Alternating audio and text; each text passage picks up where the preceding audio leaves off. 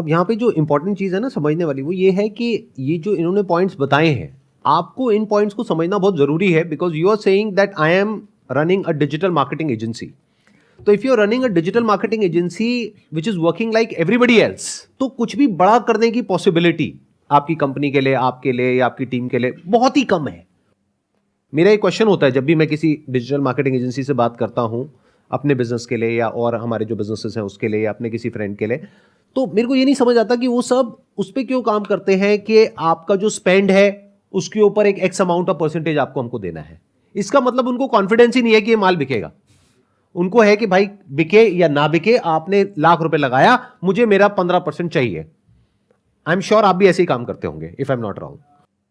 मेरे को ये समझ नहीं आया कि सब ऐसे काम क्यों करते हैं. What is the reason for that? Because या तो आप कॉन्फिडेंट हो कि वो माल बिकेगा ऐड करके, या आपको पता है कि वो नहीं बिकेगा, या इसको इस तरीके से देखो कि मैं इसको प्रोडक्ट को बेच सकता हूं या नहीं बेच सकता हूं.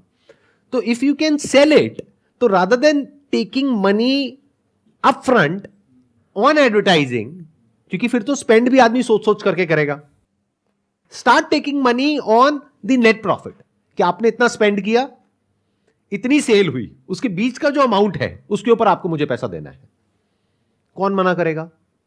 और इसमें क्या होगा, आपके ऊपर प्रेशर आएगा, क्लाइंट के ऊपर नहीं आएगा.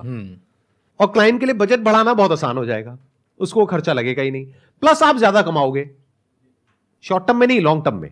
ये कुछ हद तक ऐसा बिजनेस मॉडल हो गया जो इन्होंने अभी पकड़ा है.